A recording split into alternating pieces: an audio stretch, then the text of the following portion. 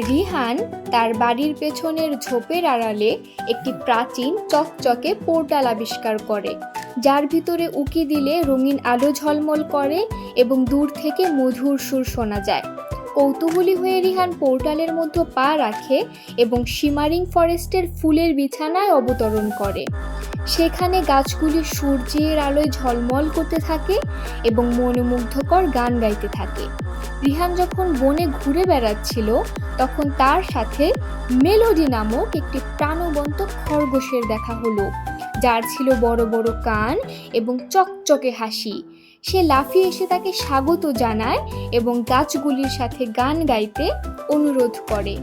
Melody ব্যাখ্যা করে যে একটি দুষ্টু জাদুর কারণে বনের সুর নষ্ট হয়েছে, যার ফলে কিছু গাছ ভুল সুরে গান গাইছে।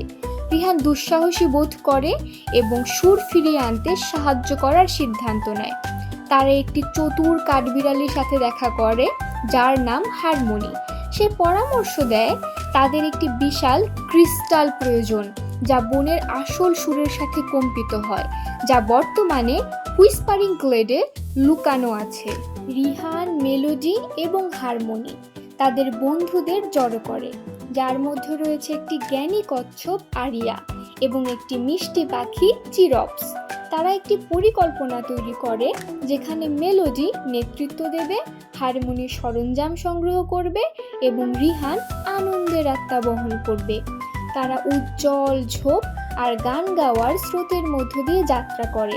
তারা খুশির সুরে গান গায়, যা তাদের যাত্রায় উৎসাহিত করে। তারা একটি ভয়ঙ্কর বাতাসের মুখোমুখি হয়, যা তাদেরকে বিভ্রান্ত করার চেষ্টা করে, কিন্তু তারা বাতাসের সাথে নাচে এবং গান গায়, যা বাতাসকে বিভ্রান্ত করে দেয় এবং তারা বাতাসের গোলক ধাঁধা অতিক্রম করে ফেলে। অবশেষে তারা হুইসপারিং গ্লেডে পৌঁছায়, যেখানে বিশেষ ক্রিস্টালটি একটি চকচকে পেডেস্টালের উপর রয়েছে।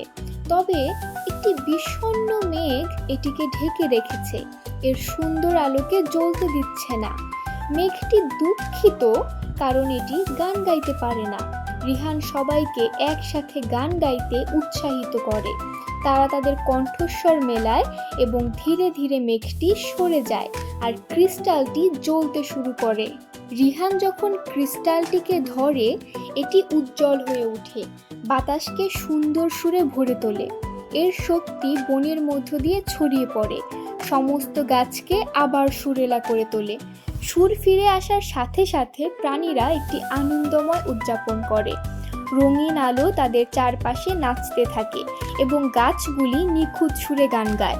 উদযাপনের পরে রিহান উপলব্ধি করে যে দলগত কাজ এবং বন্ধুত্ব সবচেয়ে কঠিন সমস্যা সমাধান করতে পারে, আর বন্ধুরা নিশ্চিত করে যে একসাথে কাজ করা কতটা গুরুত্বপূর্ণ। মেলোডি এবং হারমোনি রিহানকে একটি বিশেষ মিউজিক্যাল নোট উপহার দেয়, যা বনের উপাদান দিয়ে তৈরি। রিহান প্রতিশ্রুতি দেয় যে সে শিমারিং ফরেস্টের অভিজ্ঞতা সব সময় মনে রাখবে। রিহান যখন পোর্টালের মাধ্যমে ফিরে আসে, তার হৃদয় তার নতুন বন্ধুদের সঙ্গীতে ভরে যায়।